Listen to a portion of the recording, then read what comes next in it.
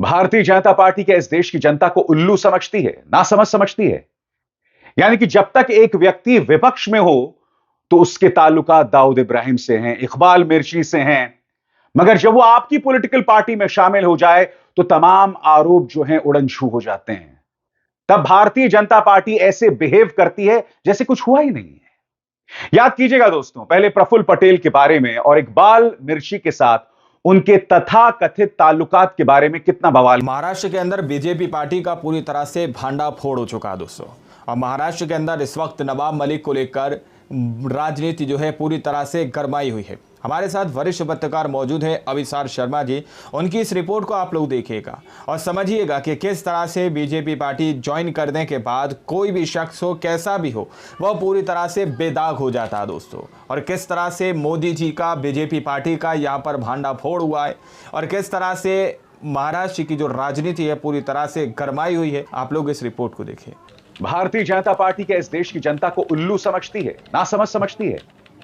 यानी कि जब तक एक व्यक्ति विपक्ष में हो तो उसके ताल्लुकात दाऊद इब्राहिम से हैं, इकबाल मिर्ची से हैं, मगर जब वो आपकी पॉलिटिकल पार्टी में शामिल हो जाए तो तमाम आरोप जो हैं उड़नछू हो जाते हैं।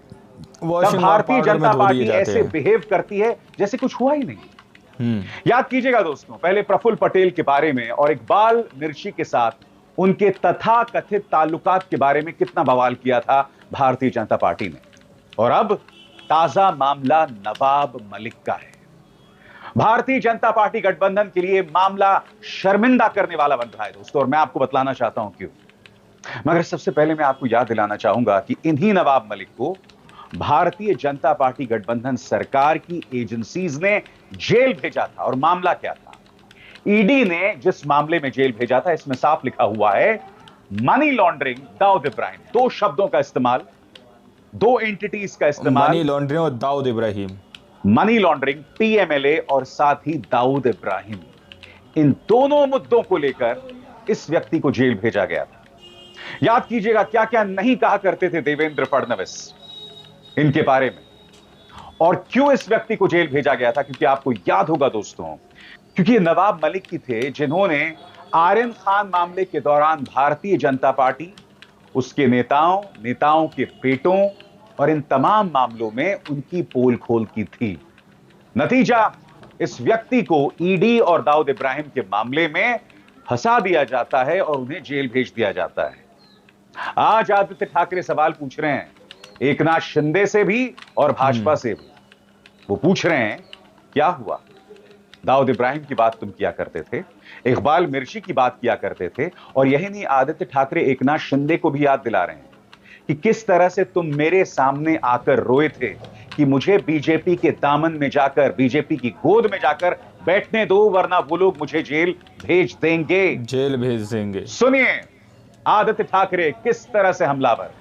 नहीं, इस पे एकनाथ शिंदे जी जवाब दे, क्योंकि वो दाऊद के पार्टनर को गले नहीं मिल सकते थे, किसी जो दाऊद से संबंध है उसके बाजू में नहीं बैठ सकते थे। फिर इकबाल मिर्ची का क्या हुआ, फिर दाऊद के पार्टनर का क्या हुआ, ये एकनाथ शिंदे जवाब दे। क्योंकि ये सारी जो बातें उन्होंने की थी तब वो सिर्फ खुद के स्वार्थ के लिए थी और खुद को जेल में नहीं जाना था, इसलिए उन्होंने पलटी खाई, भाग के गए थे गुजरात। एकनाथ शिंदे ही नहीं दोस्तों, आज देवेंद्र फडणवीस जो हैं वो शर्मिंदा हो रहे हैं। 2021 का उनका एक बयान एक बार फिर वायरल हो रहा है और अघाड़ी गठबंधन के नेता उसी बयान का हवाला दे रहे हैं जिसमें उन्होंने नवाब मलिक के बारे में कहा था कि तुमने जो मुझ पर हमला किया वो तो फुस निकला, अब तुम देखो दिवाली के बाद मैं तुम्हारा क्या हाल करता हूं, कैसा बॉम्ब फोड़ता हूं। दरअसल एक तस्वीर को लेकर विवाद हुआ था जिस पर प्रहार किया, और उसके कुछ ही दिनों बाद नवाब मलिक को गिरफ्तार कर लिया गया था। देखिए उस वक्त देवेंद्र फडणवीस ने कहा क्या था। मैं ये पूछना चाहता हूं कि किसी तीसरे आदमी के साथ फोटो आने से अगर बीजेपी का ड्रग कनेक्शन बनता है तो राष्ट्रवादी कांग्रेस के मंत्री नवाब मलिक, इनके साथ रहने वाले उनके जवाई, इनके घर में गांजा अगर या इनके पास गांजा अगर मिलता है तो इस रेशियो से पूरी राष्ट्रवादी कांग्रेस पार्टी यही ड्रग्स की किन पिन होनी चाहिए। लेकिन मैं ऐसी बातें करता नहीं हूँ। वो हिंदी में कहते हैं खिसियानी बिल्ली खंबा नोचे, इस प्रकार की अवस्था नवाब मलिक की हुई है। लेकिन मैं इतना ही कहना चाहता हूँ, अब उन्होंने एक फुलझड़ी जलाई है तो बम तो फूटेगा और दिवाली के बाद फूटेगा, और दिवाली के बाद नवाब मलिक इनके अंडरवर्ल्ड के साथ क्या संबंध है, इसके सबूत मैं आपको भी दूंगा और राष्ट्रवादी कांग्रेस पार्टी के जो अध्यक्ष है श्री शरद पवार जी, इनको भी मैं वो सबूत दूंगा। मैंने क्यों कहा कि देवेंद्र फडणवीस जो हैं वो शर्मसार हुए, क्योंकि आपको याद है अजीत पवार के बारे में इन्होंने क्या कहा था, एक बार हम सत्ता में आ गए तो अजीत दादा चक्की पीसिंग एंड पीसिंग एंड पीसिंग, चक्की पीसिंग, शोले का डायलॉग याद आ गया था उनको। याद है कि भूल गए? फिर याद कीजिए और फिर देखिए। घोटाळ्यामध्ये अजितदादांची अवस्था आम्ही काय करणार, आमचे नाथाभाऊ खडसेंच्या भाषेत सांगायचं झालं तर आमचं सरकार आल्यानंतर अजितदादा चक्की पिसिंग पिसिंग पिसिंग एंड पिसिंग। हिंदी में कहावत है दोस्तों, थूक कर चाटना। मैं ये नहीं कहता हूं यहां पर ये लागू कर हो रहा चाटना, है, मगर आप खुद समझदार हैं। आज बुरी तरह से शर्मसार हो रही है भारतीय जनता पार्टी। बुरी आपके तरह से। स्क्रीन पर ही हैं बीजेपी नेता आशीष शेलर। इस मुद्दे पर क्या कहना है इन्हें समझ ही नहीं आ रहा है। आप जानते हैं आशीष शेलर ने क्या कहा? आपके स्क्रीन पर उनका बयान मराठी में दिया गया लंबा चौड़ा बयान है, उसका एक हिस्सा भी जरूर सुनाऊंगा मैं आपको। यहां पर वो दो बातें करते हैं।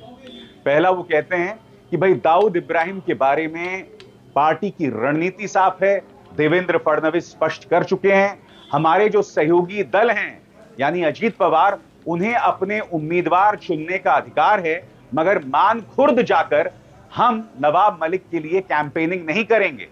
जहां तक उनकी बेटी की बात है यानी सना, जो अणुशक्ति नगर से फहद के खिलाफ, जी हां, एनसीपी के शरद पवार फैक्शन के फहद के खिलाफ चुनाव लड़ रही हैं, जो स्वरा भास्कर के पति भी हैं, उनके लिए हम कैंपेनिंग जरूर करेंगे क्योंकि उन पर ऐसा कोई आरोप नहीं है। सुनिए सना मलिक के बारे में क्या कह रहे हैं आशीष शेलर।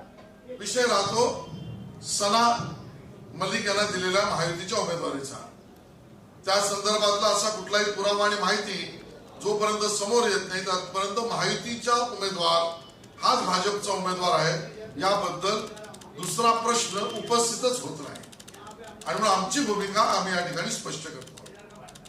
मैंने कार्यक्रम की शुरुआत में क्या कहा आपसे? भारतीय जनता पार्टी के इस देश की जनता को मूर्ख समझती है, उल्लू समझती है। ये पागल कि कैसे होता है कि पिता के तो ताल्लुकात दाऊद इब्राहिम के साथ हैं, हाँ। मगर उनकी बेटी जो है वो बेदाग हो जाती है।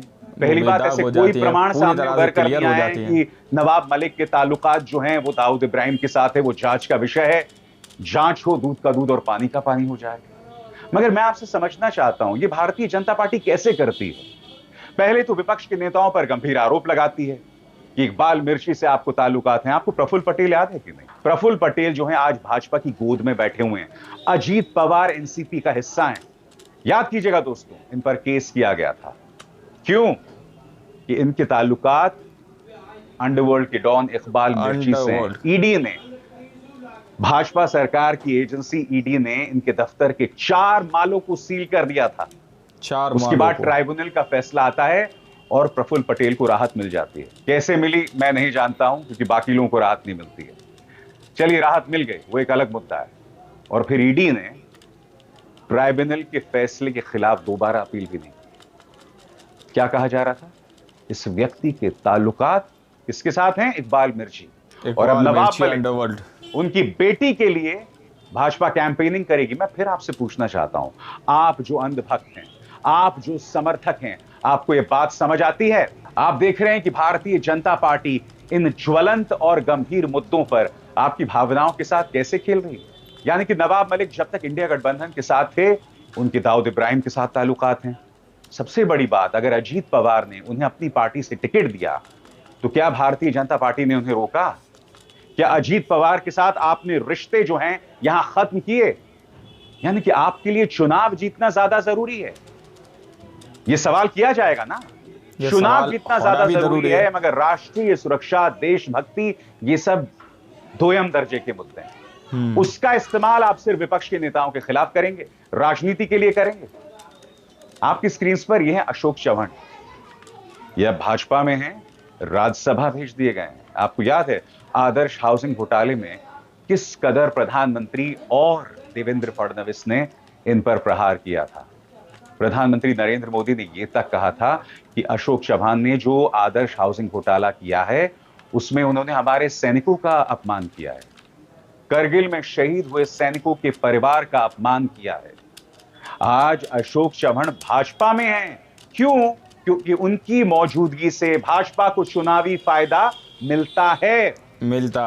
सुनिए बयान अशोक चव्हाण के बारे में क्या कहा था प्रधानमंत्री और देवेंद्र फडणवीस ने। उफ, किस तरह से रोज भाजपा एक्सपोज होती है। दुख की बात यह है कि इनके अंधभक्तों की आंखें नहीं खुलती हैं। देखिए, यहां पर हिंदू खतरे में नहीं है, यहां पर आपके सोचने समझने की क्षमता, काबिलियत जो है वो खतरे में है। You've been taken for a ride, you've been taken for a fool। सुनिए अशोक चव्हाण के बारे में क्या कहा था प्रधानमंत्री और देवेंद्र फडणवीस ने, सुनिए। यहां महाराष्ट्र में इन लोगों ने किस तरह एक आदर्श सोसाइटी बनाने की कोशिश की थी, शहीदों के परिवार को धोखा दिया था। इससे तो नांदेड़ और पूरा भारत भली।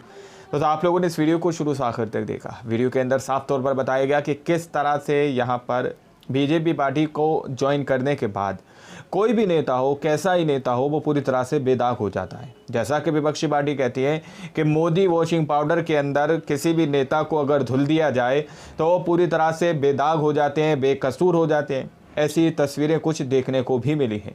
राहुल गांधी की तरफ से कई बार इस तरह के बातें कही गई है, विपक्षी पार्टियों की तरफ से कई बार इस तरह की बातें कही गई हैं। अखिलेश यादव ने भी इस बात को लेकर खुलासा किया। अब नवाब मलिक को लेकर यहाँ पर दावा किया जा रहा है, नवाब मलिक की बेटी जो है उनको लेकर यहाँ पर दावा किया जा रहा है।